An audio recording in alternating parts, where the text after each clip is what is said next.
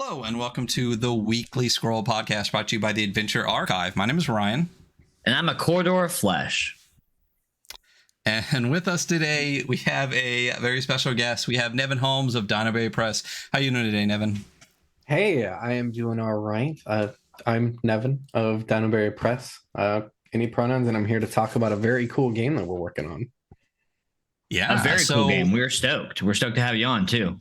Very excited to talk about this. And this isn't the first game of yours we're actually talking about. We reviewed Gun and Slinger gosh, how long? I feel like that was one of our early episodes, wasn't it? It was like a year ago. Quite a bit. Yeah. It was shortly after Fulfillment, I think. Because one of y'all has a copy. I do. Yeah. He has a physical copy. Yeah. And it's really good and interesting. Really like the way that you think about games. You know, that's another thing I'm really excited to talk about with Everything's Fucked, is just bringing in some really, really interesting mechanics. So I guess just hopping right in, like what got you, I guess, into game design specifically? I know we talked about before the stream started, you used to do some, video game reviews and things like that. Then you want to start doing your own, but without me telling your story, like what got you into game design, to kind of where we're at right now? Yeah. It's been so long at this point. It was the first zine quest, I think, that really opened my eyes to what games could be. I played 5e for a while. I played so many different versions of D&D. I played Shadowrun, and I was like, this isn't really scratching the itch for me.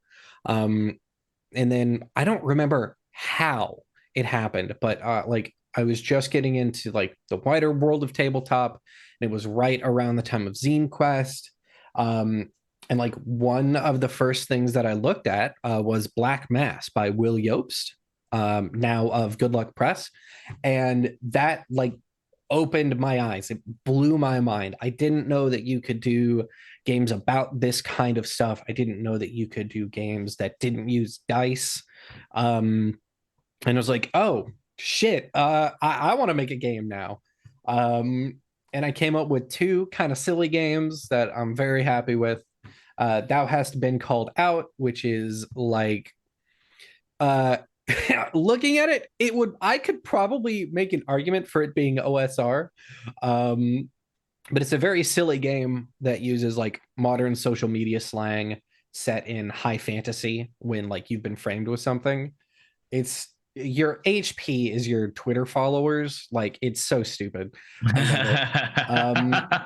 And I did Skeletons, spelled Skeletons, which is just a game about working in the IT department, and you happen to be a skeleton and nobody knows.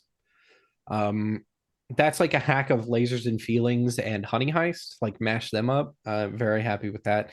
And from there, that was it. I was I can make games. This is a lot of fun. I made a bunch of silly stuff, and then I made Gun and Slinger, which is also kind of silly, but in a different way. And along the way, my wife Jam came on board, and we started doing a lot of stuff together. And we just did Dino Car on Crowdfunder. We're currently doing Lay It on that. And You're in Space and Everything's Fucked launches Tuesday. Wow. Funny, all these games are incredibly different, thematically, right? Gun and Slinger to Skeletons, to You're in Space and Everything's Fucked. Do you have a favorite fictional subgenre, or do you really just like to move through and enjoy all of them for their aspects? I like a lot of things. Respect that. There are so many genres to play in. If I had to pick a genre or subgenre that is in my favorites, it's definitely horror in general. I think to a degree, all of the projects that I have taken seriously, whether or not they're serious projects, have a degree of some kind of horror to them, because I kind of can't help putting it in there. Gunslinger has the twist. It's got that weirdness. The twist is pretty. It can be pretty horrifying. It's pretty scary. Yeah, especially with the wonderful art that Emma did in there. Yeah. Oh, so good. You know, Skeletons, the horror that it's like a very corporate horror, even though it's a comedy game. You're in space and everything's fucked. I think that speaks for itself. But we also do like a lot of other stuff, like Dino Car. Jam is the lead on that project. It's fantastic. It's amazing, and it's like a family-friendly game about like making art and being a dinosaur driving a car. We like everything that we make runs the gamut because like we just want to make stuff inspired by the things that we love, and we love a lot of things, so we're just going to make like a huge wide range of stuff. That's very impressive to like not be pinned down like in one genre for like almost any amount of time, and like it'd be like an enjoyable experience. You know, I mean, we're big fans of Gunslinger, and I thought Justicar was also really cool. Oh, I can't believe I didn't name drop Justicar. Yeah, I was waiting for that one. Justicar is like the Phoenix Wright ttrpg. Yeah.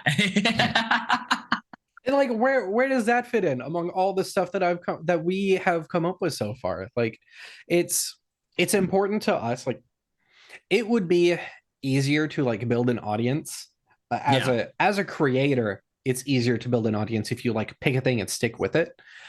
Neither of us want to do that.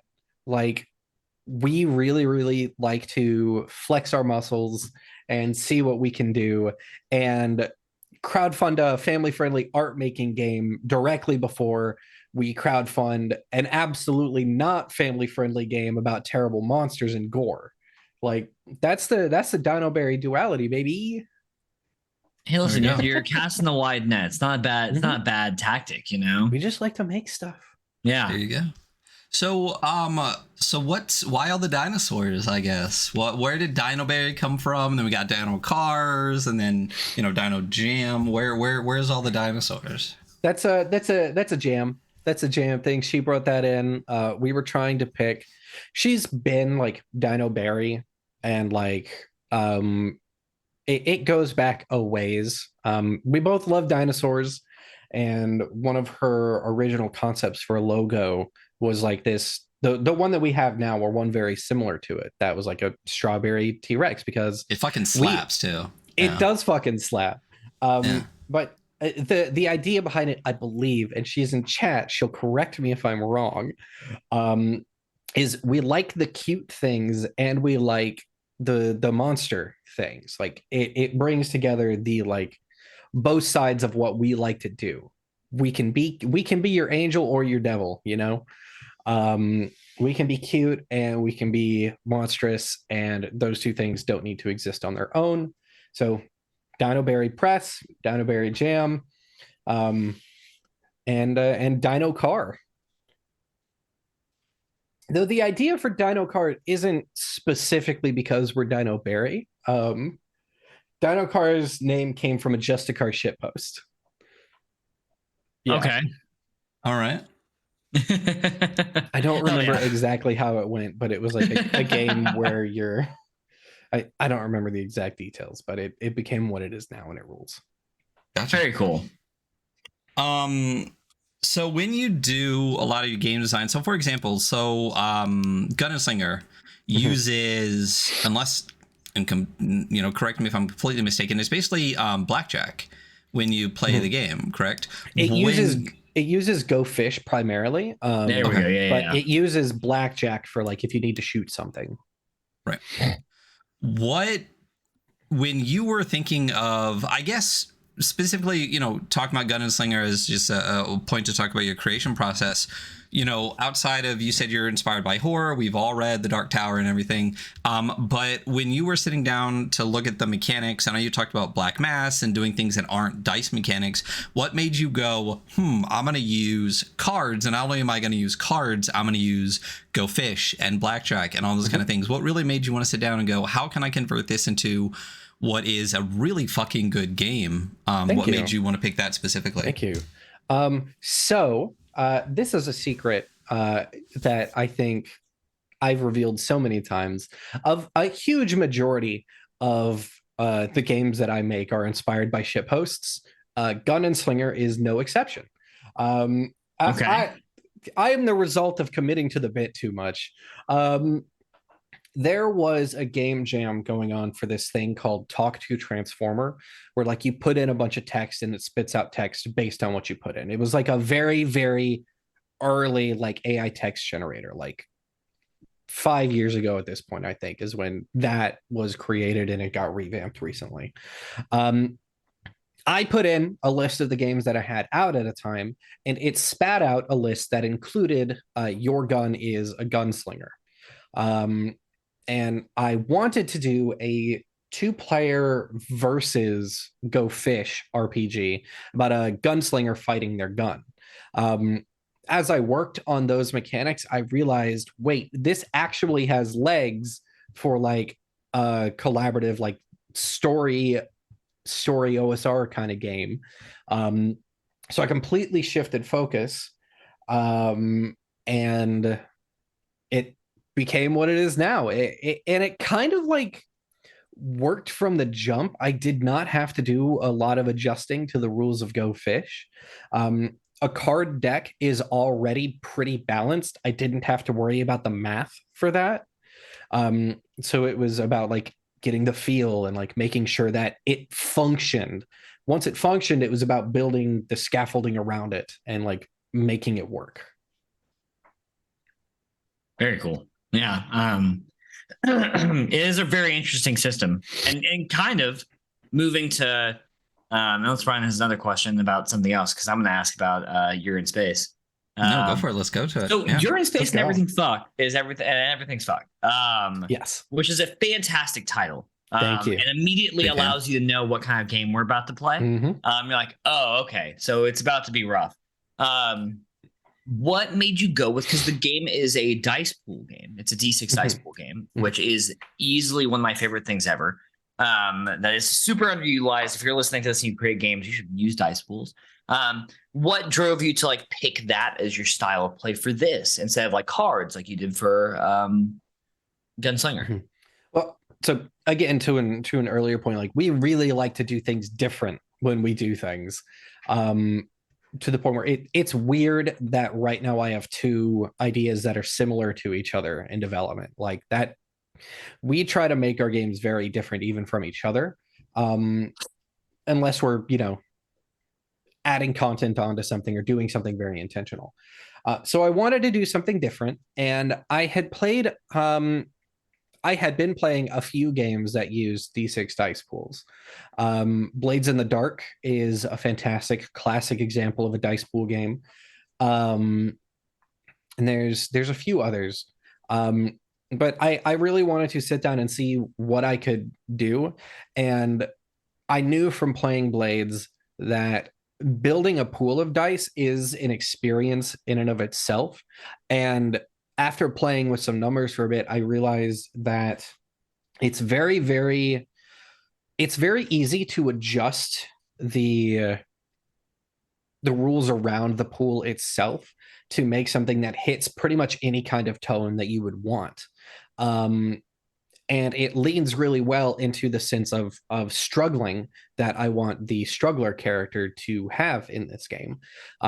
I actually specifically say in the rules, as you are building the dice pool, the struggler should be optioning for advantages. The struggler should be kind of going, I think this is an advantage I have right now, because I like the feeling that it gives them of scrounging and struggling for every single little bit that they can get. And it works. It works really well. I mean, even go so far as to name the character the Struggler is Struggler. It's so good. Like every aspect is so thoroughly designed in a without being over designed. You know what I mean? Like it's very clear that it's been, gone through with a fine tooth comb, and it just, like I said, it just works. Same thing with Gunslinger, and same thing with this, where the intent in your design is really, really evident, and it's really, really good. Thank you very much. I'm glad it comes through so well. I try to be in everything that I work on. I try to be very specific about making sure I hit that tone. I've actually written multiple pieces for Dicebreaker about like both of these things. Like the language that you use in a game is extremely important for the vibe at the table. And the way you interact with its mechanics, like those two things. Not to discourse right now, but I'm not going to say the lines. I'm not going to say the lines. We don't need to go through this again. It's only February, March. Not gonna bring the discourse back into the town. Not yet.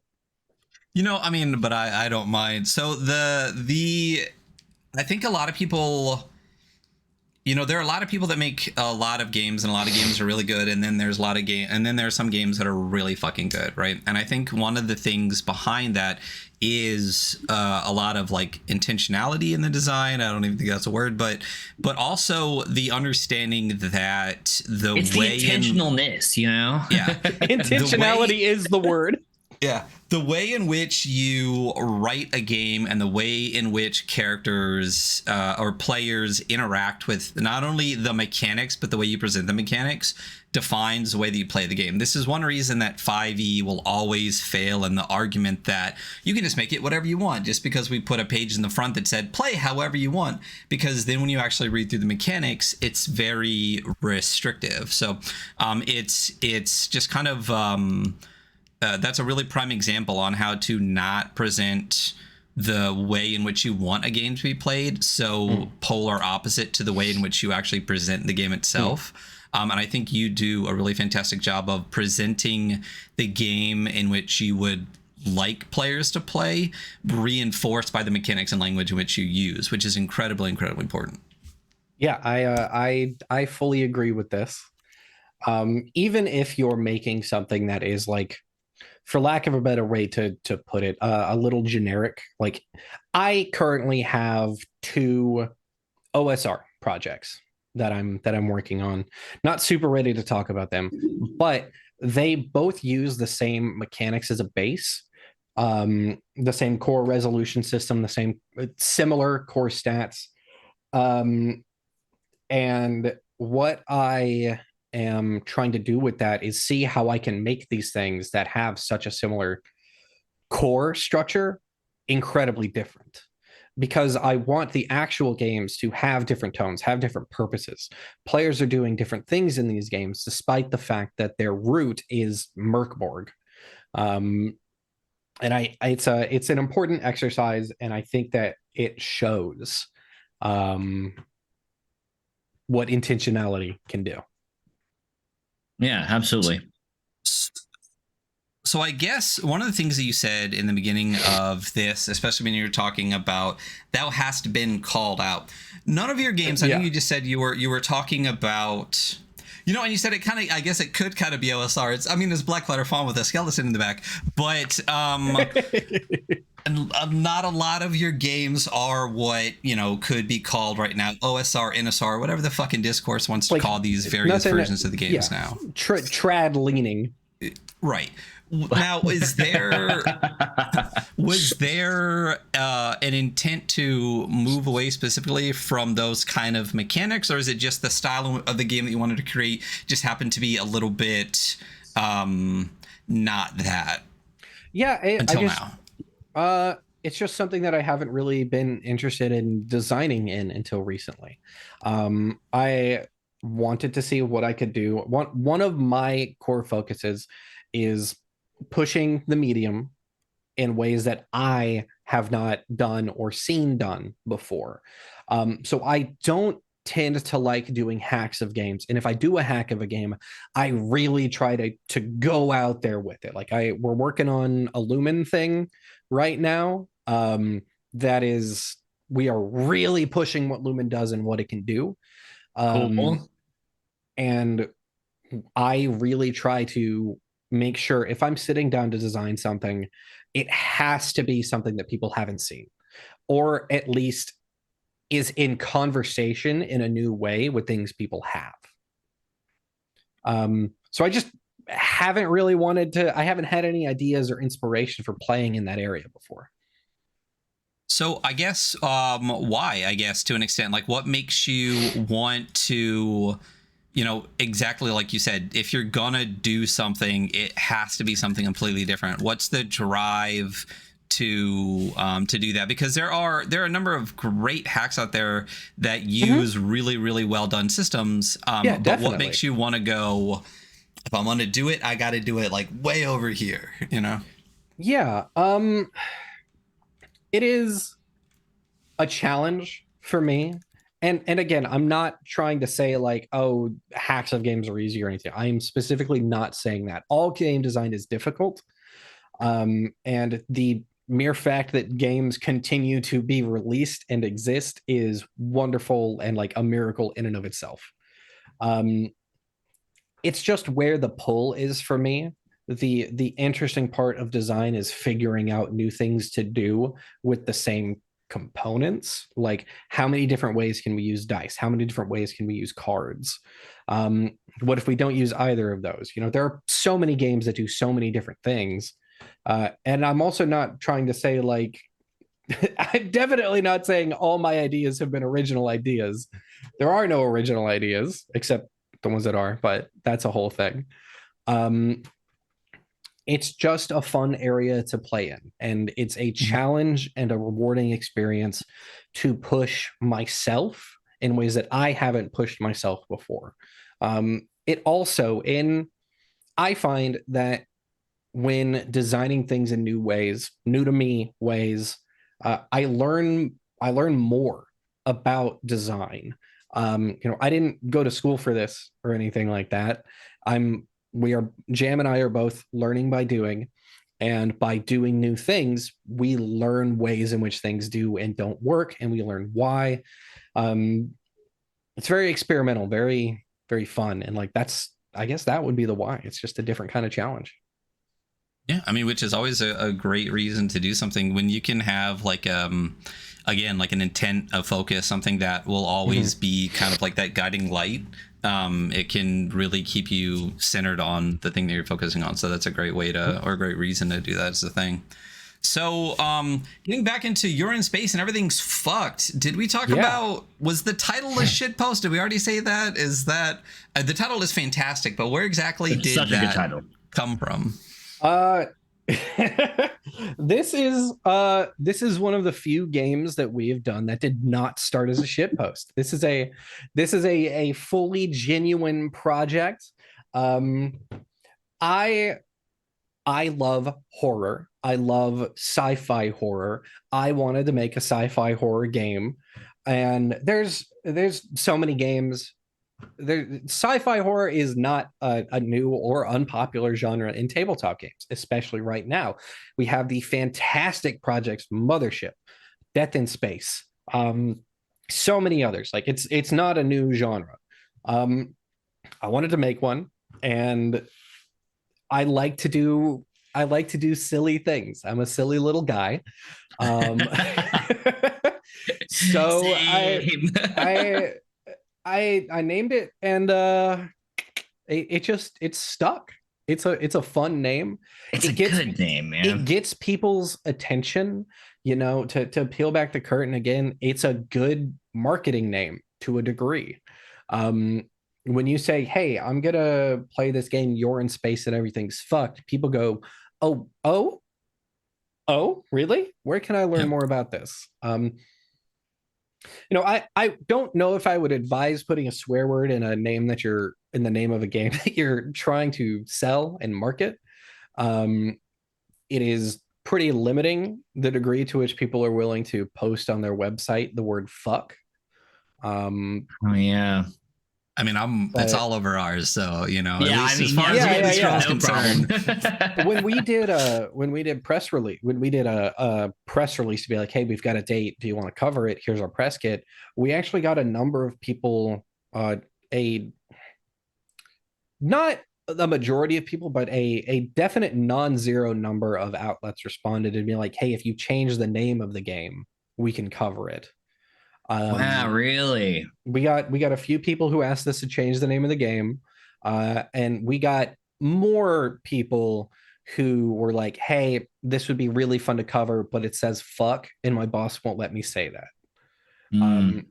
and that's a whole other conversation that I don't feel like I am super qualified to have, but it definitely says some things about media coverage and stuff like that. Yeah. Well, they just didn't go, you're in space and everything's bleeped, or whatever. Like I suggested that to a website, and the writer's boss said no to that too. Still no to that? Seems so weird, I mean, when you are, yeah, but it's a whole thing. But yeah, the name was not really a shitpost. This game was not a shitpost.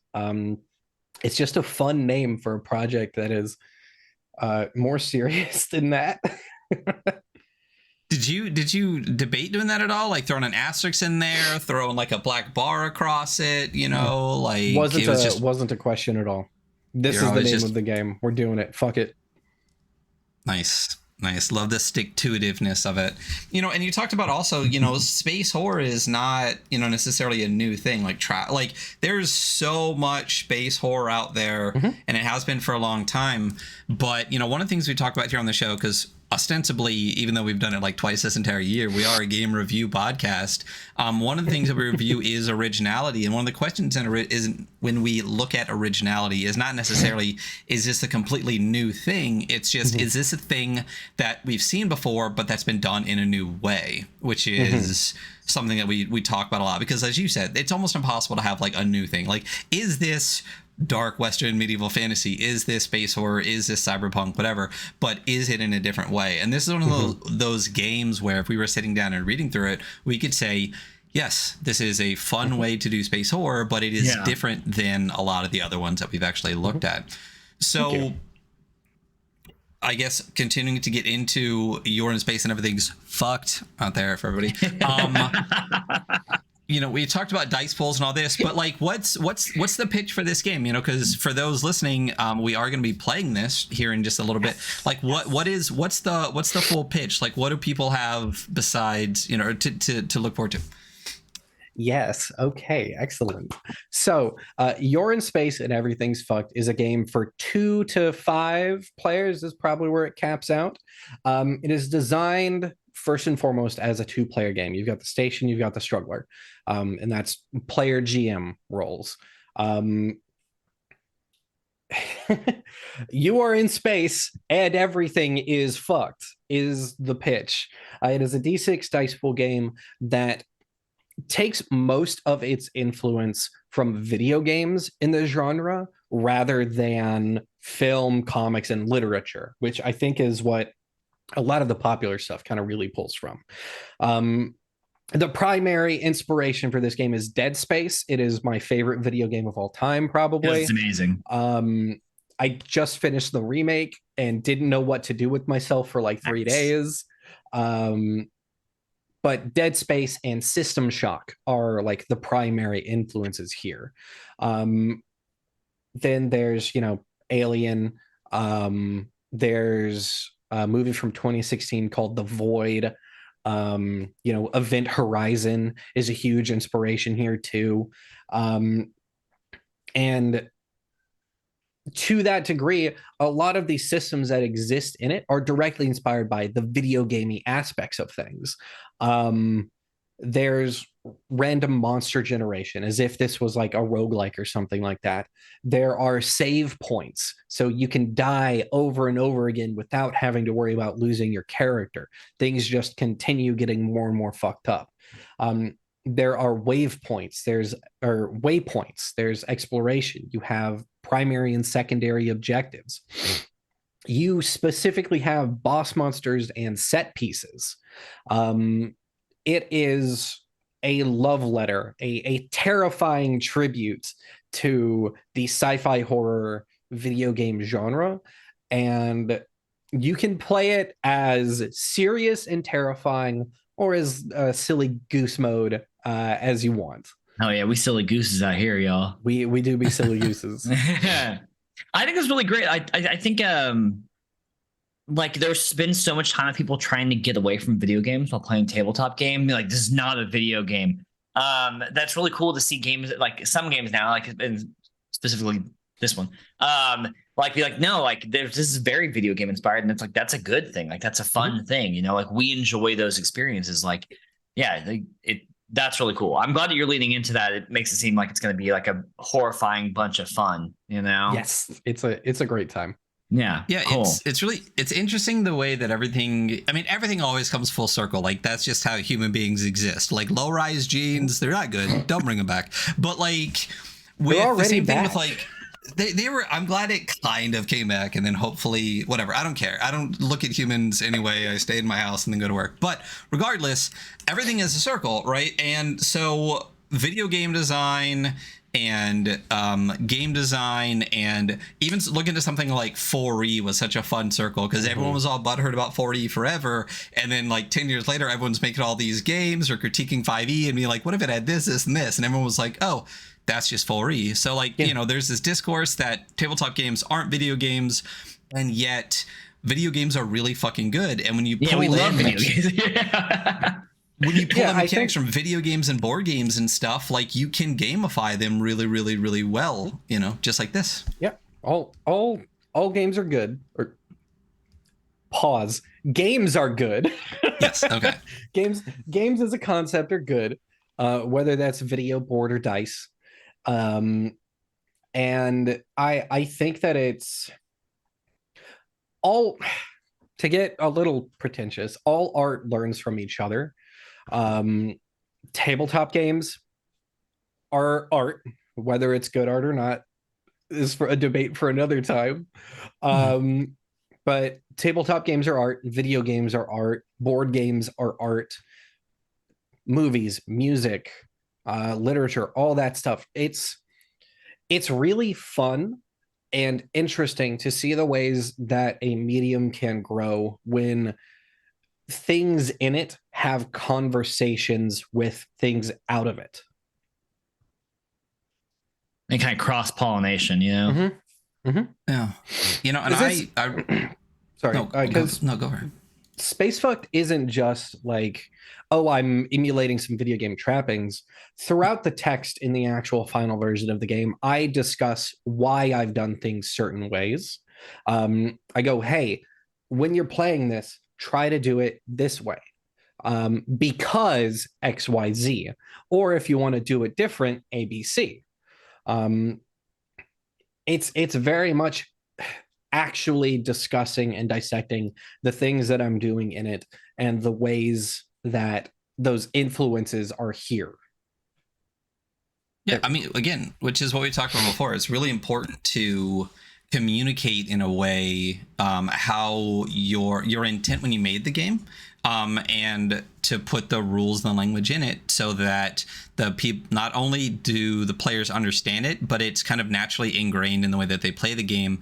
It'll just kind of fall into place to play in that intentional way, you know. And I really like gamified games. You know, I love narrative games too, don't get me wrong. I love especially leaning into things like Fiasco or 10 Candles, where it's like really narrative, but I really enjoy gamey games, you know. And even in solo games, you know, there's a lot of journaling games which are very fun. I am just not a fantastic writer, and I prefer the gaming side of it. So when you look at things like 12 Years of Marching Order, there's more of a gamey feel to it. And I really enjoy, as you said, this is not a video game emulator at all, but I really like the gamey aspects that you put into it, as, you know, the save points and things like that. It's fun. Like, it's okay to not be like a reality simulator. If I wanted to be in reality, I would go outside. When I want to play a game, I want to play a game. And you do a lot of really, really fun, interesting things in this game, and a lot of your games that are gamey, because it's fun to play the game in that way and still have the overarching reason you want to play the game and story over top of it. So it's one of the things I say kind of like half jokingly about Gun and Slinger. I was talking with my editor on that project, and she said to me she told me that I've pulled like a really great trick with this game, because it reads on the surface when you're marketing it or when you're reading about it, it seems like it's going to be like a very traditional game. But then you get in there and no, this is a story game, actually. Yeah. I think that there is a balance between those things. And I think that I keep saying this, but like it's good when aspects of a thing are in conversation with the things around them. Because like you were saying, there's a lot of video gamey stuff in this. Take the save points, for example. But they don't exist in a void. It's not just like, yeah, there's save points, whatever, have fun with it. It's there are save points. What does that mean for your game? What does it mean when you take death as a consequence out of the equation for a tabletop game in this way, in this genre? How do you rationalize it at the table? Because people like to rationalize things at the table. When I was designing the game, I did not put I don't have a reason for how or why save points exist, and I didn't really intend to put any text about that as I was designing it. Talking with the editor and talking with playtesters, I realized no, I should put something in here that encourages people to talk about that themselves. Yeah, like figure out your own reason. And there's actually like a page about save points and how to use them at your table and how to talk about them, because things can be very different depending on what you like. That shapes the world you're playing in, and it shapes the logic of the world you're playing in. And we like for those things to be consistent when we're playing a tabletop game. So it being a cloning pod that restores you from backup is completely different than when you die, it steals your body from another dimension and puts your brain in it.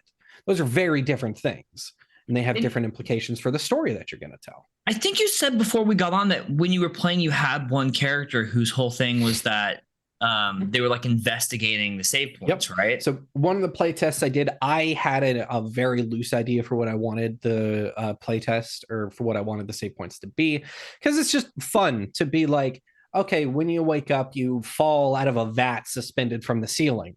Great. That's fucking weird. And the player of that playtest spent their session trying to learn what the fuck the deal was with that. It completely shaped the way. Like, that's not what I was gonna do. I was gonna throw him in a meat grinder and see what happens. But we ended up playing like more of a mystery. I love that. That's amazing. It was awesome. Like, what a great direction for your players to like, oh no, this is the thing I want to pursue now. It's like, fuck yeah, let's do it, man. I think especially in You're in Space, it does that kind of thing well, because it's a completely generative game. Yeah. I say this all the time. It is low to no prep.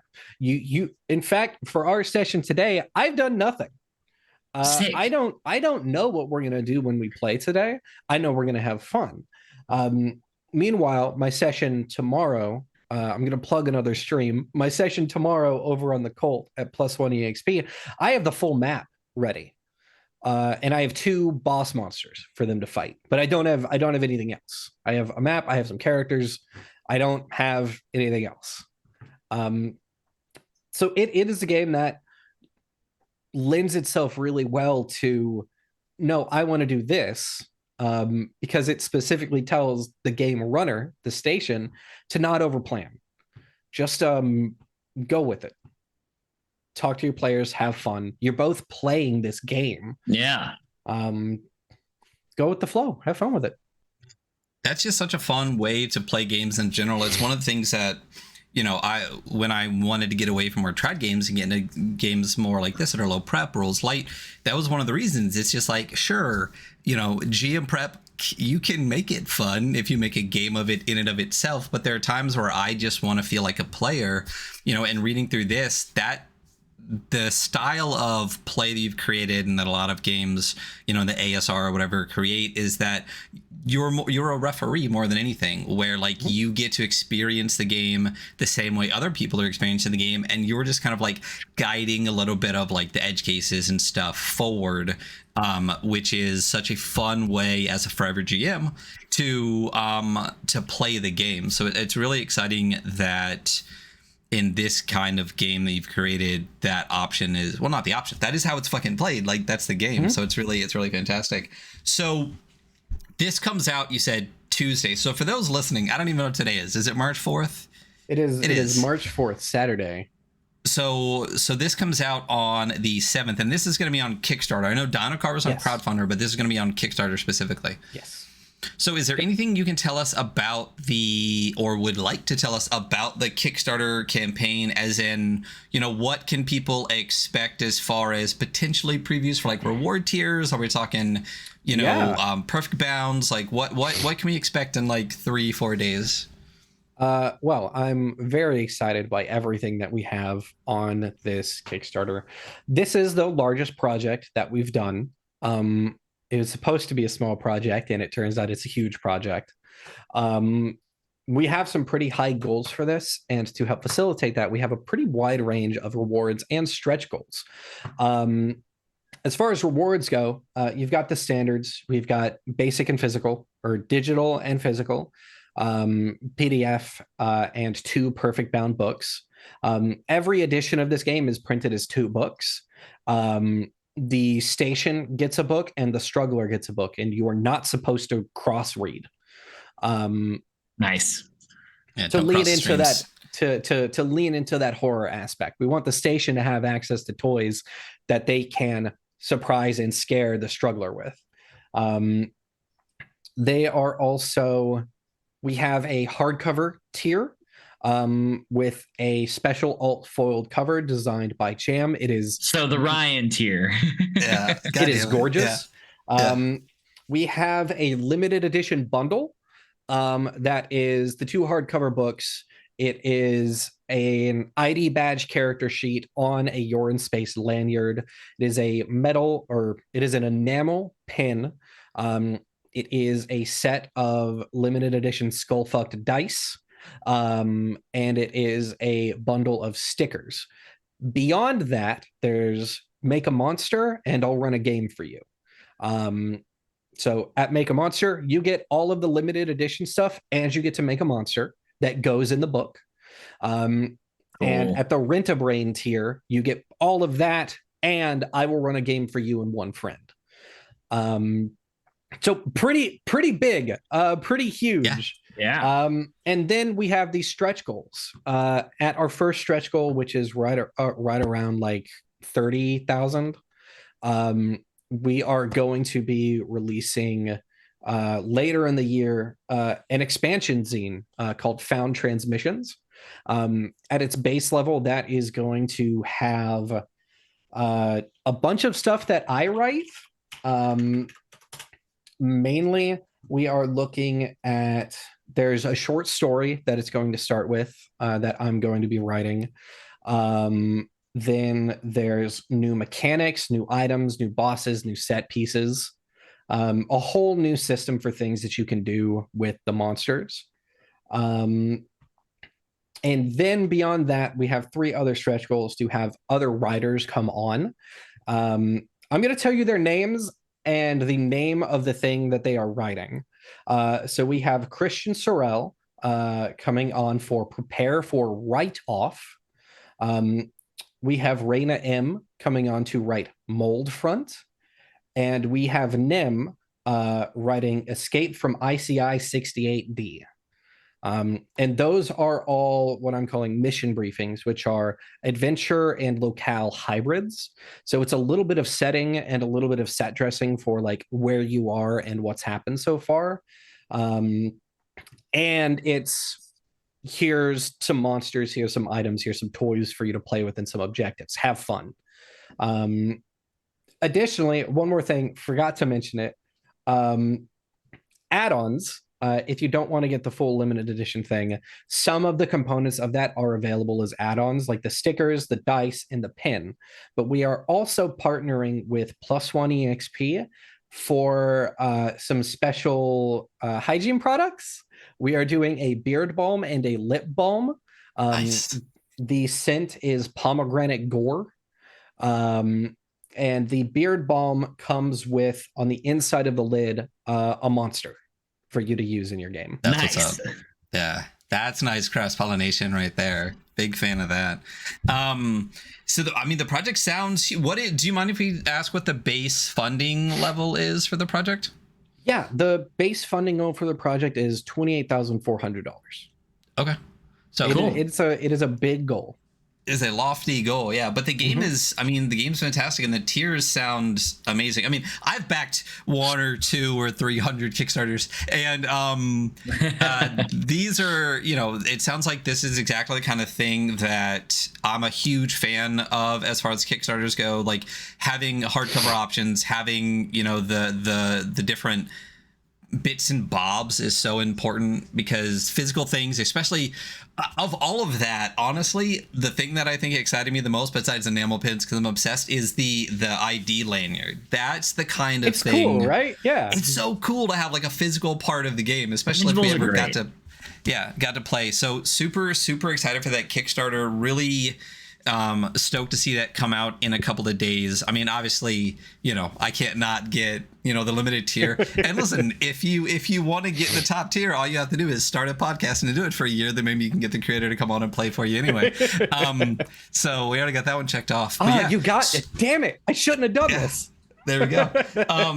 Super excited for that, and it's really great with +1 XP. You know, I think you said that also you're going to be doing with the cult tomorrow on +1 XP. So if you're listening, make sure you go check out +1 XP. They do a lot of great stuff for the community, and a lot of great game previews, exactly like we're going to be doing today. So it's a really good time to go over there and check that out. How do you feel about playing the game now? What are your thoughts on? I don't know. I don't actually really like it that much. No, fuck yeah, let's do it. Okay, so we're just gonna let's just fucking hop in. So listen, if you're listening to this episode right now, so if you just go to Kickstarter and just Google You're in Space and Everything's Fucked, and it's going to be like the first Kickstarter link that's popped up. It is in our chat here, which if you're on YouTube you can't see, and if you're in podcast land you definitely can't see, but you want to check that out. Again, it starts on Tuesday, the 7th, if you're, the quick URL for it is bytes.rip/spacefucked. bytes.rip/spacefucked. Even easier. So you definitely want to check that out. If you are watching or listening, click the next episode, because Nevyn is going to be back. We're going to be back in just a moment, and we are going to play You're in Space and Everything's Fucked. We are the Weekly Scroll Podcast. You can find us at all the socials that are linked under everything that we always do.